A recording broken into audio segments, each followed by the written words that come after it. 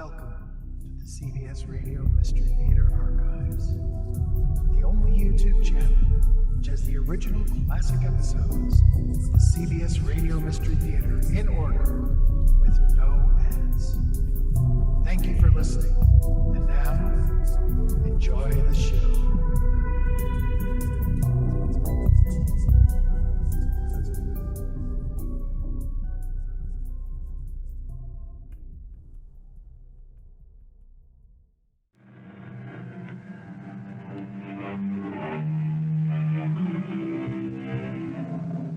Come in. Welcome. I'm E.G. Marshall. Tell me your dream, said the ancient soothsayer, and I shall reveal the fate the immortal gods have cast for you. Tell me your dream, says the modern psychiatrist, and I shall reveal the innermost secrets of your psyche. You can cut it, slice, shape it any way you like, but after all these years, it seems we're still in the dream business. Why do you want to kill Mr. John Joseph Hill? Madam, who are you? Answer the question. Why do you want to kill Mr. Hill? I don't know anyone named Hill. I'm not a killer by instinct or choice. Don't evade the question. Madam, you are obviously a disturbed person. I have to make sure you don't kill him. Put that gun away.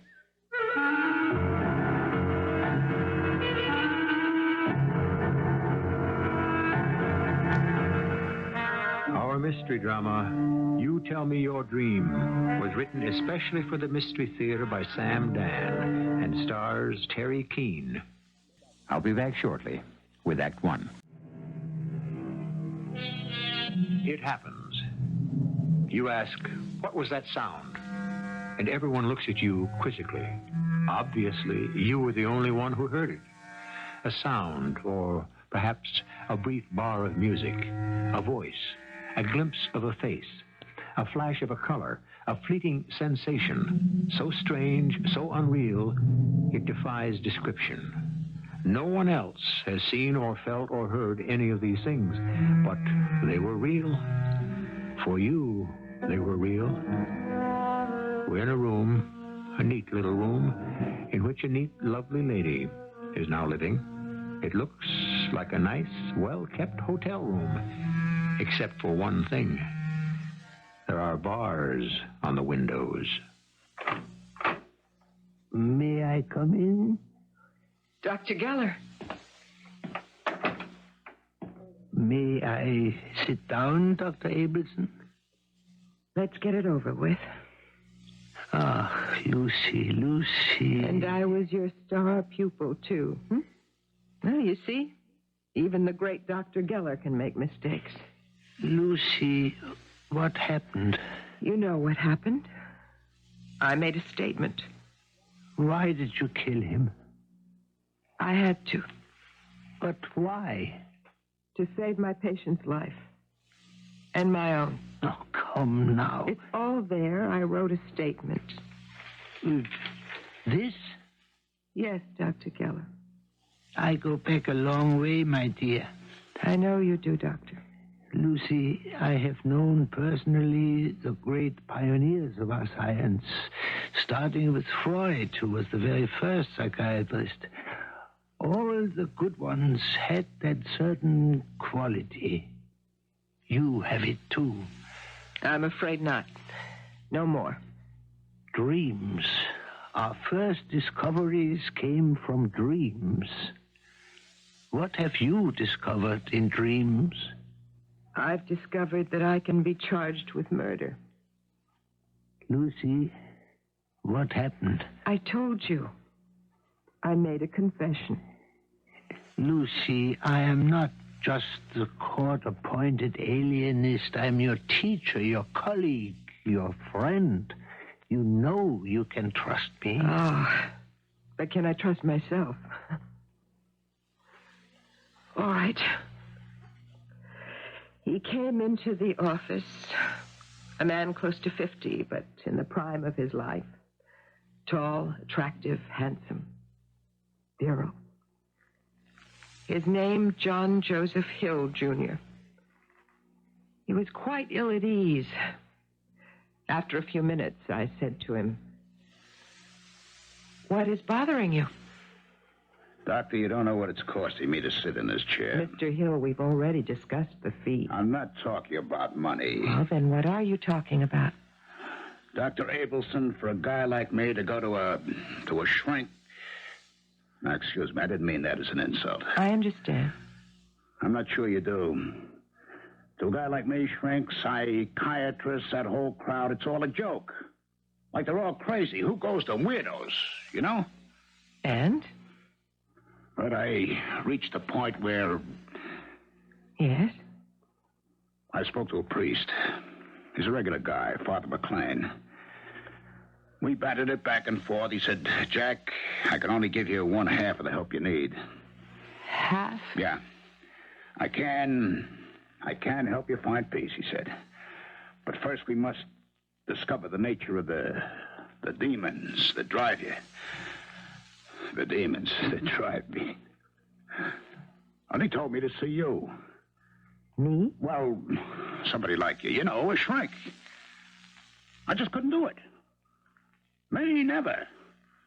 So I figure if it's all psychological, who's a better psychologist than Patty O'Neill? Dr. O'Neill? He calls himself a doctor of mixology. I'm afraid I He's don't... a bartender. One of the smartest guys I know. And, Doc, I know some of the biggest, believe me. I may talk like a guy without much education, which I never did get, but I put up buildings all over the world. I understand. I've been to the White House and all that. But I never forget where I come from. A couple of times a year, I always go back to Patty O'Neill's down on the west side. And I wouldn't think you'd ever been to the joint. No. He don't encourage dams, you see. Well, anyhow, Patty's been standing behind the bar 45, 50 years. He's heard it all. But something like this, never. So he says to me, "Jack, one of them head shrinkers for you." So, faced with that, Yes? I had no choice. And why did you choose me? I couldn't ask anybody's advice about a thing like this. So I opened up the classified and I looked under doctors, and where it says psychiatrist, there was Dr. L. Abelson. First one listed. So I figure they all got degrees. One's as good as another. I called for an appointment. It wasn't until I walked into the waiting room that I found out the L stands for Lucy. And did you consider walking out? Yes. Why? Well, it's bad enough. I got to go see a shrink, but if into the bargain she's a dame, you know what I'm talking about? Yes. So? Well, I'd already made the appointment. It wouldn't be fair to you. Mr. Hill, you are obviously a man who demands the very best for his money. Now, why would you settle for an inferior psychiatrist? I never said that you were... But I'm a woman. How can I be the equal of a man? I just realized maybe I need a woman doctor. Why? What I'm going to say, I couldn't say to a man. Why not? He'd look at me as if I was crazy. How do you know I won't do the same thing? Or maybe you will. Except what? Well, nothing. Except it doesn't really matter what I think of you.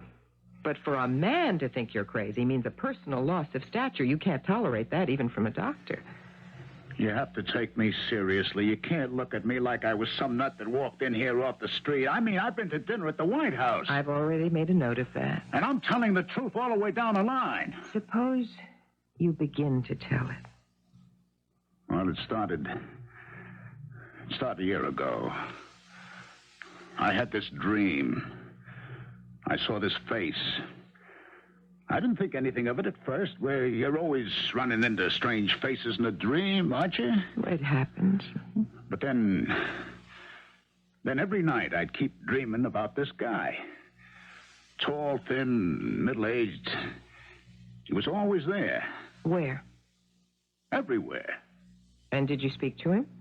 No. Why not? You know how it is in a dream. You want to do something, but somehow you can't manage to do it. Well, who do you think he is? I know who he is. A guy named Morley K. Sutledge. Well, how did you find out? I was dreaming. I'm at the airport, okay? And this voice on the PA says, "Will Mr. Morley K. Sutledge please report to the information desk?" And this guy walks over. And until this time, you'd never known a Morley K. Sutledge? No, Doc, I never did. Had you ever heard that name before? Never. Very well. So we have this fictitious individual. No, he ain't fictitious. He's real. Yes, in your dream, perhaps. In real life. How do you know? I looked him up in the phone book. And there is such a person? Yeah. I wrote down the address, went over to where he lives, parked my car, waited. And after a while, he got out of the cab and he went inside. The same person? To a T. Who is he? I had no trouble checking all that out. He teaches in a college. What does he teach? One of them histories. I got the names written down. He's supposed to be the world's greatest expert on the ancient Sumerians and Hittites. And never, to the best of your knowledge, have you ever had anything at all to do with this man? I told you, never. Is there any conceivable way in which your paths may have crossed? No. Can you be certain? Sure I can. I had the guy investigated. Yes? I checked out practically his whole life. You know something? Well? There is no way the two of us could ever have been in the same place at the same time. Except in your dream. Yeah. The guy teaches at the college. So I dropped over there. I went to the cafeteria. He was sitting at a table all by himself, reading a book. I bring a cup of coffee over. You mind if I sit down? No. Thanks. You're welcome. Nice name. Do you think so? Oh, it is. And it's a good thing. Is it? Well, sure. Why? Well, because things go better in good weather, don't they?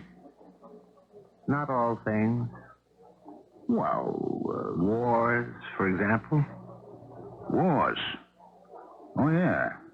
I hadn't thought of that.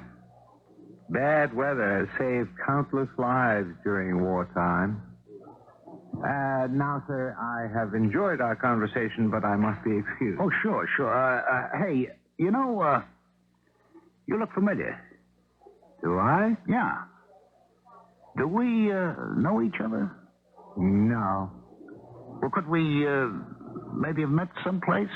No. You sure? I'm virtually certain. Well, in other words, I don't look familiar to you? Not in the slightest. As far as I'm concerned, this is the first encounter between us. Then, Yes? if we never met, why do you what? Doctor, I got up from the chair, and I must have run out of there. Why? Well, there was that question I had to ask him. But how could I? What question? Oh, come on, Doc. What would it sound like if I asked, why do I dream about you? You know what the guy would think? So you just walked out of there? Well, maybe you could say I ran. Well, Doc, Well, what? what is it? Why do I dream about this character? I never met him. You can't be sure. I'm telling you, I had an army of private investigators. You could have met him somewhere without either one of you being aware of it. Something about his appearance may have buried itself in your subconscious, and now it's been released into your dreams. Doc, he scares me. Why should a man like this scare you? Because he's going to kill me. Now, how can you say that? I know exactly where he's going to do it, when he's going to do it, and how he's going to do it. How can you be so sure? Because I already seen him do it. Every night for a week, I've been having the exact same dream, just me and him. He points his gun at me, And he kills me. But why? I don't know, and I don't care. All I know is he kills me. Now, you tell me. Am I or am I not crazy? That all depends on your point of view. For example, the ancient magicians believed that dreams predicted your future. Modern psychiatrists believe that dreams reveal your past. So you see, as far as revelation is concerned, the old and the new agree in principle only. Nothing's changed very much, has it? I'll be back with Act 2 shortly. He hath awakened from the dream of life, said the poet. But life is a dream. Then what surrounds it? Into what do we awaken? Is there a higher, a stronger, a deeper reality than the one we think we know? If so, what a terrifying place that must be. So your patient says he sees a man for the first time in a dream, and then he encounters this man in reality. Yes, Dr. Geller. And this man, whom he does not know, proceeds to kill him in a dream. In a dream. This man, this Morley K. Sutledge, fires a gun and kills him. Very well. Why? I asked him. And what did Mr. Hill answer? He said, I don't know. "You've never given him any cause, Mr. Hill. I never had anything to do with him in my life. There must be a basis for this fantasy of yours." Fantasy? Doc, you didn't hear a word I told you. The guy is going to kill me. This harmless professor of history. Who says he's harmless? Who says he's a professor of history? You told me that he teaches at the university. Yeah, but who says that's all he does? Well, what else does he do? I don't know. Well, you said you'd had him thoroughly investigated. If he were involved in any other sort of activity, surely your detective... Or maybe he would does have... things that a detective can't uncover. Such as? Okay. Such as getting himself into my dreams. Oh. What does that mean? What does what mean? That oh. You just said oh. Does it mean that you now got me down as a nut? There ain't no more practical, down-to-earth guy than I... Mr. Hill, we have begun this journey together. We must go where it takes us. This dream where he shoots you. Tell me exactly how it happens. Okay. I'm in the woods. And what are you doing there? I'm on a hunting trip. Do you know where? Yeah. I'm up at Joe Langley's hunting lodge. Joe Langley? The Joe Langley? Yeah. He's maybe the 4th or 5th richest guy in the world. All right, I'm in the woods. It is one beautiful day. You can hear the birds, and sometimes there's the chatter of a squirrel or a chipmunk. And I'm thinking, what a shame to kill anything on a day like this. But Joe Langley only talks business at the lodge with guys who like to hunt. So then I hear someone coming. It's... Hey, Professor Sutledge. Is that you? Yes, it is. Who are you? We met. Indeed? We had a cup of coffee together at the college cafeteria. Hill's the name. John Joseph Hill, Jr.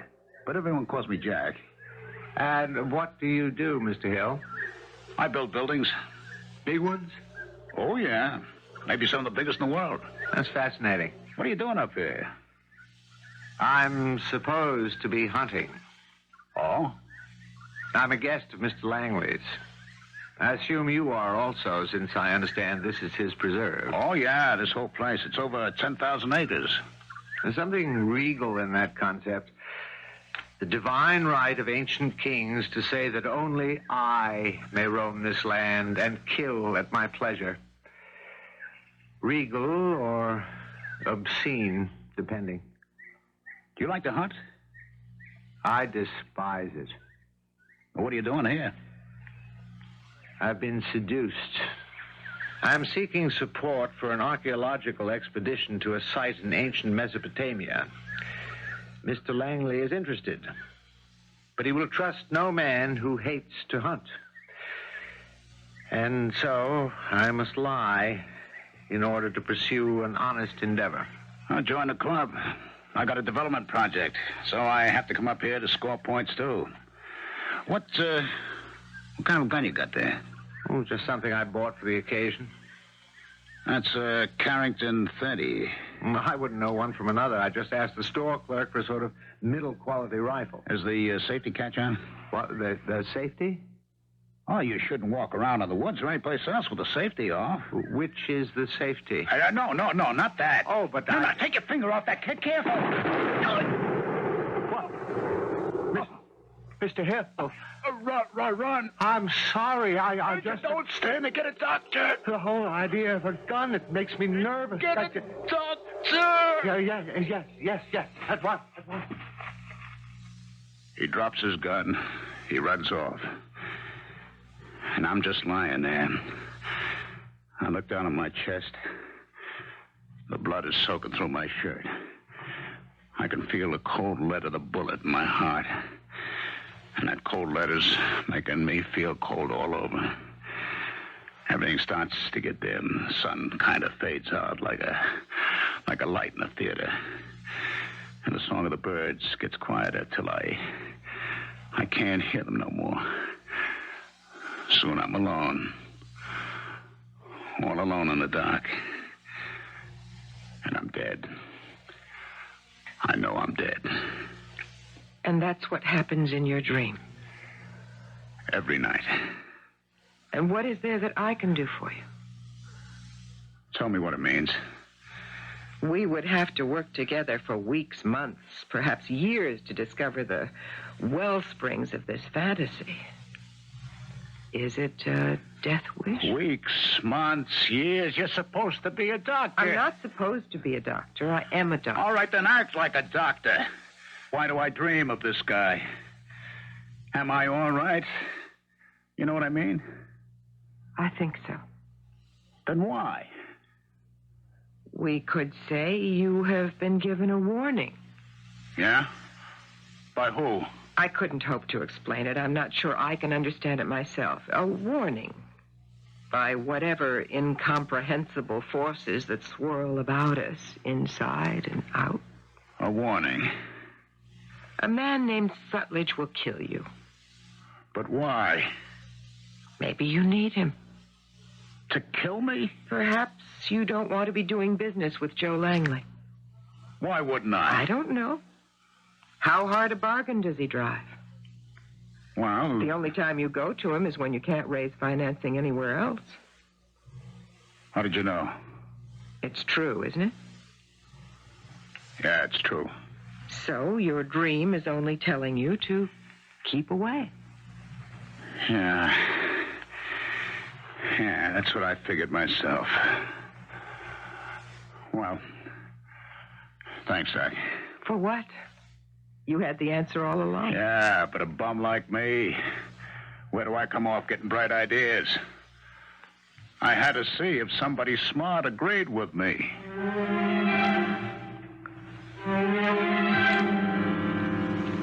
I would say that was a reasonably accurate analysis of the situation, Dr. Abelson. Thank you, Dr. Geller. And he walks out of your office? Yes. May I ask, why wasn't that the end of it? Dr. Geller, it would have been the end of it. Except... Yes, except? Except I had a dream, too. A dream? Yes, a recurring dream. What sort of dream? It was a dream that developed over a period of months. Yes? The first few times I dreamed it, I'm driving along the turnpike. My radio is playing. I'm listening to Mozart. And I look in my rear-view mirror. I notice the car is very close behind me, actually tailgating. And just as it seems it must hit me, I wake up. And that is all? At first. Then each week the dream becomes more and more filled with details. Finally, it has a beginning, a middle, and an end. Especially an end. What sort of end? Can't you imagine? I'd rather you told me. All right, I will. The complete dream as it has existed every night for more than 3 weeks now. I am driving along the turnpike. I'm listening to Mozart. I look in my rearview mirror. The car behind me is very close, too close. He will hit me. I know he will hit me. I try to move away from him, but he still follows. Finally, I feel the shock, the impact of the crash. The car is hurled off the road and into a concrete abutment. A great light flares up in my brain. And then all goes black. And still. And I'm dead. I know I'm dead. A light flares up and then goes out. Yes, and in that light, I see something. Yes? I see the face of the driver. Do you know who it is? Tell me. Morley K. Sutledge. The same? Are you sure? I see the license plate. K00890. I checked that registration. Do you know whose it is? Morley K. Sutledge. Morley K. Sutledge? Amazing coincidence. I remember something else. Yes?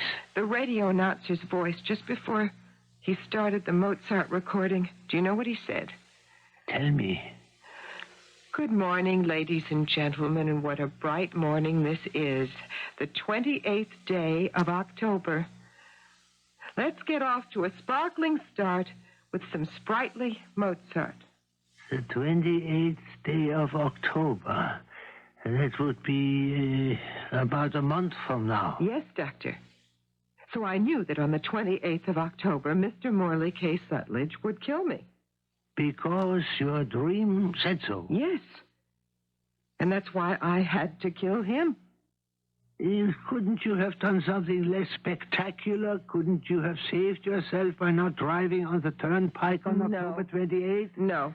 But why not? Because the dream has taken over and it cannot be changed. Yeah, but my dear, the dream is only an illusion. Doctor, how do you know?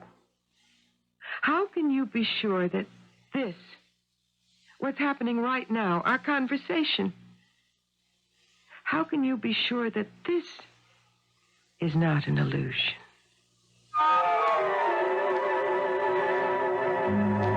Well, all right. But how do you prove anything when it comes down to that? They tell the story of a famous philosophy professor. He was lecturing his class on illusion and reality. And a bright young student asked, "Professor, how do I know I exist?" And the professor replied, "Who is asking the question?" Well, all of your questions shall be answered shortly when I return with Act 3.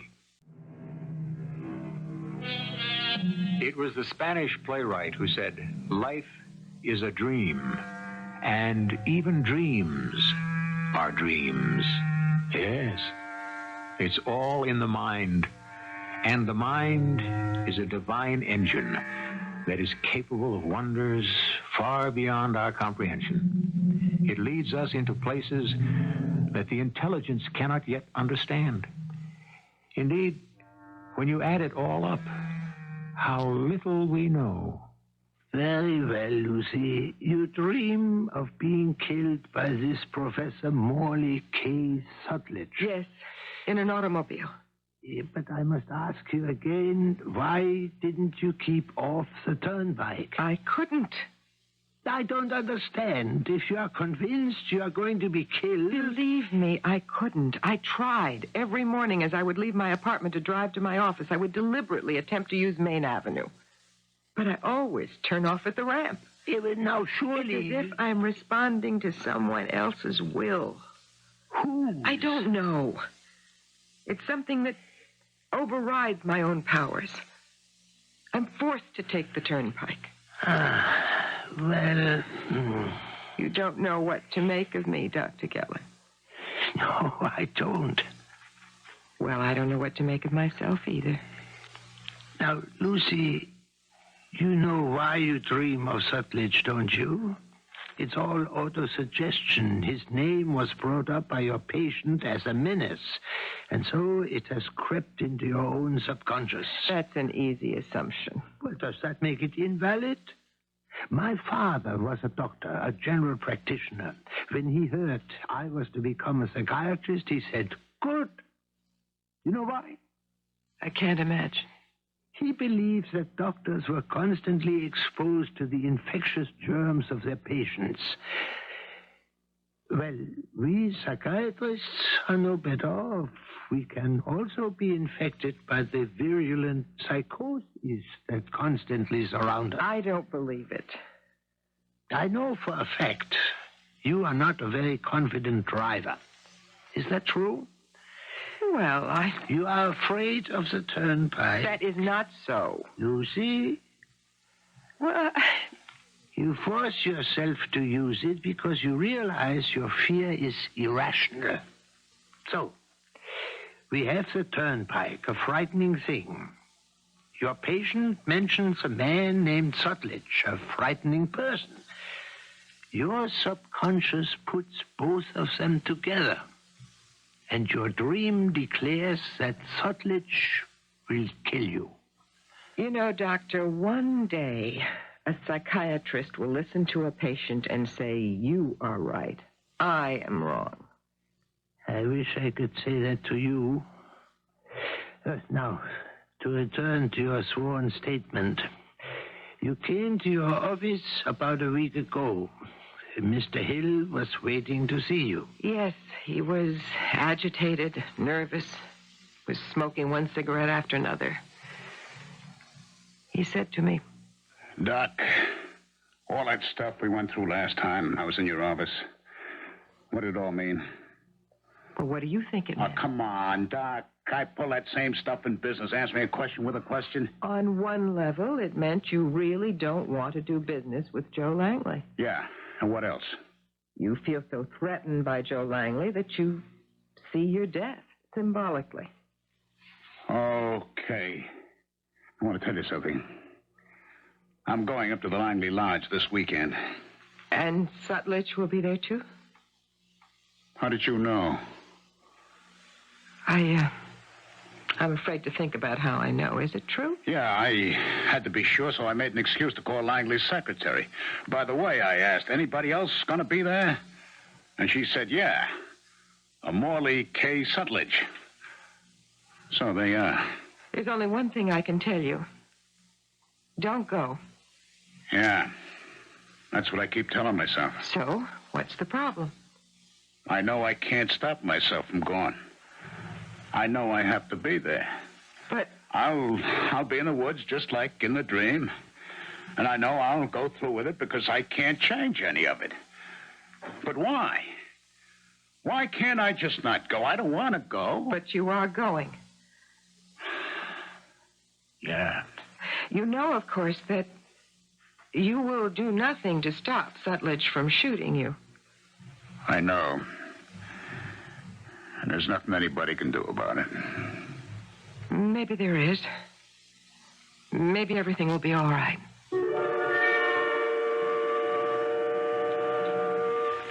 And that is how you would make it be all right? You would kill Sutledge? He couldn't change the course of his fate, but I could. It wasn't my dream, my vision, my revelation up there at Langley's. It was his. He might be helpless, but not me. If I could stop Sutledge from killing him, he could later on stop Sutledge from killing me on the turnpike. But if you would kill Sutledge up at the lodge, how could he later on kill you on the turnpike? You keep using that word kill, Doctor. I wasn't going to kill him, just stop him. Very well. Somehow I would get the gun away from him. Then I would explain to Hill that he must save me on October 28th by somehow preventing Sutledge from using his car. I see. Why do you seem so skeptical, Doctor? Why do you fight it? No, please continue.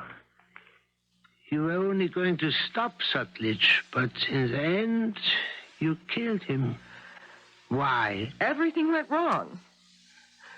Sutledge was under a compulsion. What compulsion? He, too, had to carry through the dream. Whose dream? Well, if we only knew. Lucy. And so on that day, I drove up to the hunting preserve. Hill was right. It was a place of awe-inspiring beauty. I knew I had to find Sutledge before he encountered Hill. Once that scene began, it could not be stopped until... Well, I hurried through the woods till suddenly I saw him. This tall, thin man with gold-rimmed glasses, carrying the rifle. I asked him, "Are you Professor Sutledge?" Yes? Professor, I must ask you for a favor. Why should I do you a favor? My name is Lucy Abelson, Dr. Lucy Abelson. Yes? I'm a psychiatrist. Well, why should that be of interest to me? I have a patient who happens to be up here in the woods. The sight of the rifle, well, any weapon, in fact, frightens him. Really? And I was wondering perhaps if you could let me have your rifle till he's gone safely away. Let you have this rifle, my good woman. Please? It's vitally important. Are you saying... You must believe me. I don't know what your game is, but I have no desire to play it. You have to believe me. It's the truth. In just a few moments, a man named John J. Hill will walk by here. Who's he? A man. And the two of you will chat briefly. Now, that rifle of yours, there will be an accident. It will go off. Are you serious? And you will kill him. Now, believe me. Well, how can I believe such nonsense? I know it's difficult, but I'm a responsible person. No. Have you heard of Dr. Benjamin Geller, the noted psychiatrist? Come back to the lodge with me. You phone him. You ask him about me. He'll tell you I'm one of his colleagues. You should be one of his patients. Please, I beg you. And into the bargain, you're probably trespassing. Just let me have the gun. You see, I hear someone coming. Oh, I hope it's one of Mr. Langley's servants. In a minute, it'll be too late. For what? You will kill Mr. Hill. But I don't have the slightest desire to kill anyone. That is unimportant. Now, will you please stand aside? There'll be an accident. I'm asking you. No. No? See? Now, there he comes. It's Mr. Hill. Well, is he an accomplice of yours? Mr. Hill, go back. Go back. You see, look, he's coming closer. John, go back. I can't. Stop. I can't. He'll kill you. I know. John. I can't help myself. I can't. I'll help you. I'll save you. Professor, give me the gun. What are you I trying said, to... Give it to me. Remove your hands from... No. Let go. I said, have to let take go. it away from Let you. go.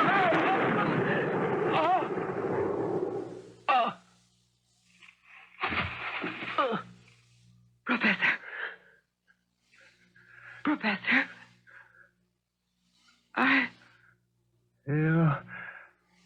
You foolish woman. What did you hope to accomplish?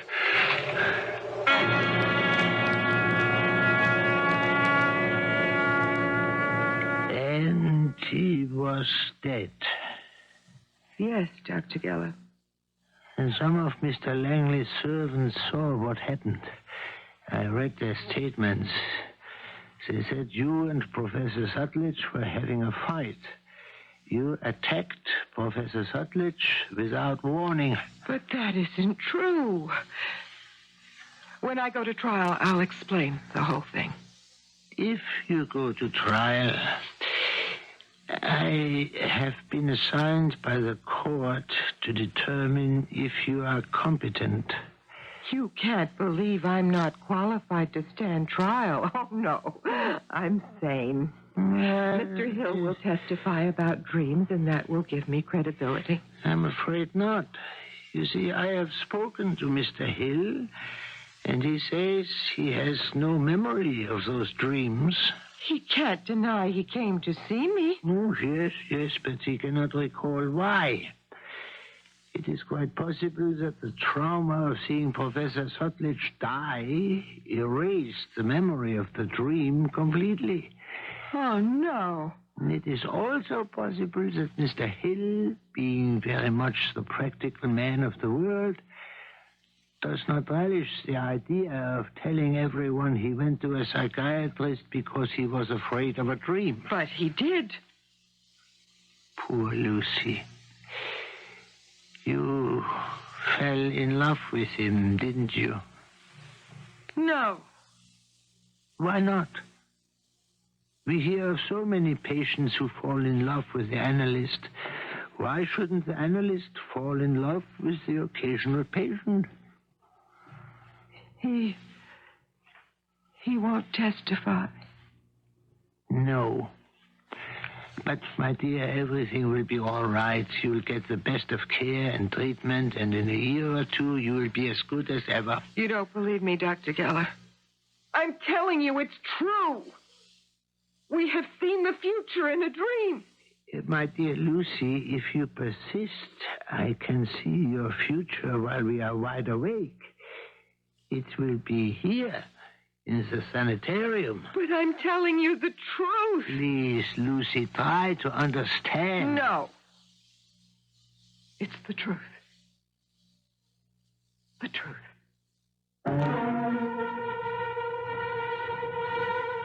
I'm telling the truth. I see the truth. I know the truth. Thus speaks the prophet, the discoverer, the innovator. And they speak, these people do, to those who have neither the vision, the faith, nor the courage to understand. And so, it is their fate to languish neglected, unheeded, until one day... Well, is Lucy Abelson telling the truth? Does the future reveal itself to us in dreams? Stranger things have been known to happen. I shall return shortly. Why are so many of our dreams blurred and confused? We shrug. We answer, it is because perhaps our minds are too active. But suppose the dreams do not originate in our own minds. Suppose our minds are like, well, TV sets that are receiving visions and messages. Suppose at this point, the TV sets of our minds are too primitive to receive the picture clearly. Well, you can get a crystal clear picture on the radio right here when you tune us in. Our cast included Teri, Keane, Ralph Bell, and Robert Dryden. The entire production was under the direction of Hyman Brown. I hope you enjoyed this episode of CBS Radio Mystery Theater. If you've enjoyed this and want to hear more, please subscribe to this channel. You can also visit my other YouTube channel by searching Mr. Brian McCarthy in the YouTube search bar. Till then, thanks for listening.